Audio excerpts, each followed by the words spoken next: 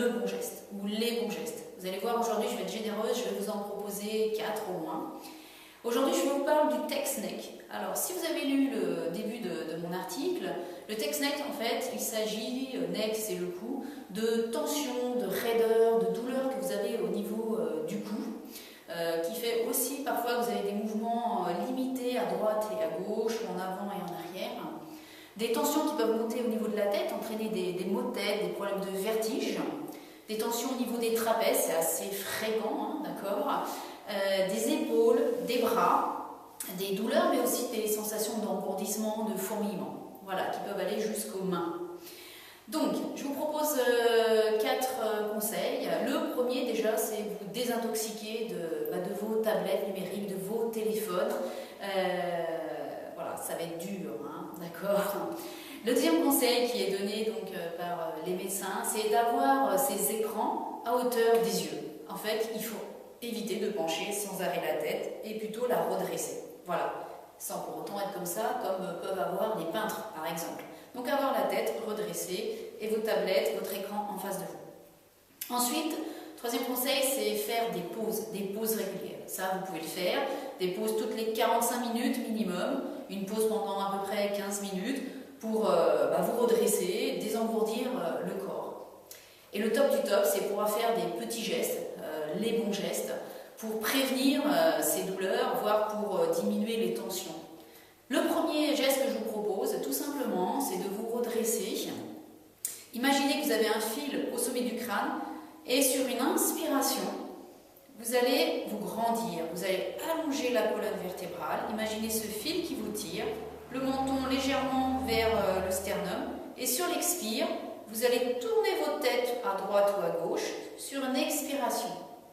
Lorsque vous sentez que vous ne pouvez plus, vous stoppez, vous restez dans cette position toujours bien grande, et sur chaque expire, vous essayez de relâcher cette nuque et de gagner un peu en amplitude, comme si vous vouliez passer votre menton au-delà de votre épaule. Alors bien sûr, ne faites pas ça, d'accord? Voilà, et vous allez essayer sur chaque expiration de gagner quelques millimètres. Et puis au bout d'un moment, sur une inspiration en grandissant, pour protéger vos cervicales, vous allez revenir au centre. Et vous allez faire de même de l'autre côté. J'inspire, je me grandis, je relâche bien mes épaules, et sur l'expire, tout doucement, je tourne la tête, et dès que ça devient raide, je stoppe. J'inspire, je me grandis, j'incline mon menton légèrement vers mon sternum, et sur l'expire, j'essaye de gagner en amplitude. Et je reviens tout doucement au bout d'un certain temps, à faire régulièrement. Le deuxième mouvement, tout simplement, vous allez faire des petites percussions avec vos poings fermés. Ça fait partie des mouvements de Douyin, des séances de Douyin, d'automassage. Vous allez percuter vos trapèzes et vous allez bien sentir les zones là où c'est sensible, douloureux. Et notamment un point au milieu du trapèze, c'est un point clé en médecine chinoise, en acupuncture ou en shiatsu. C'est un point clé dédié aux douleurs, contractures des trapèzes, du cou, notamment pour les torticolis ou les migraines, les maux de tête dus aux jambes, pour les jambes tendues, stressées. Donc des petites percussions pour relâcher, détendre ce trapèze. Vous pouvez même descendre sur les bras, vous allez voir, ça fait beaucoup de bien. Vous faites ça à droite, vous faites ça à gauche, vous faites ça de l'autre côté, à droite. Voilà, faites vibrer, dénouer, détendez en profondeur. Vous pouvez descendre sur les bras. Voilà, vous pouvez descendre de l'autre côté derrière. Voilà, petite percussion pour dénouer. Vous pouvez aussi, après en troisième, sincèrement, voilà, secouer vos épaules.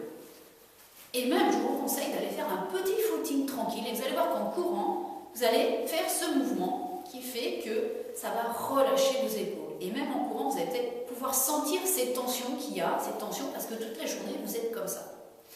Voilà. Et dernière chose très appréciable, vous allez vous masser la nuque. Vous allez, avec votre paume, prendre un maximum de muscles dans votre main et vous allez tracter. Vous allez tourner la tête d'un côté et avec l'autre main tracter et relâcher. Vous inspirez, vous grandissez, vous saisissez tout ce que vous pouvez saisir et vous tractez. C'est de l'automassage. Avec vos doigts, allez jusqu'à la base du cou, appuyez bien. Faites ça plusieurs fois de suite. Alors bien sûr, si vous trouvez quelqu'un qui puisse vous faire des petites percussions comme ça, ou derrière, au niveau des omoplates, qui puisse vous masser la nuque, c'est le top. D'accord? Voilà. Et bien écoutez, je vous souhaite une bonne pratique. Je vous donne rendez-vous déjà vendredi prochain pour la chronique vidéo. J'approfondirai toutes ces tensions de cou, je parlerai de la cervicarthrose. Et je vous donne rendez-vous dans un mois pour le prochain bon geste. Je vous souhaite un bon week-end, il va faire froid, pas spécialement beau, donc profitez-en.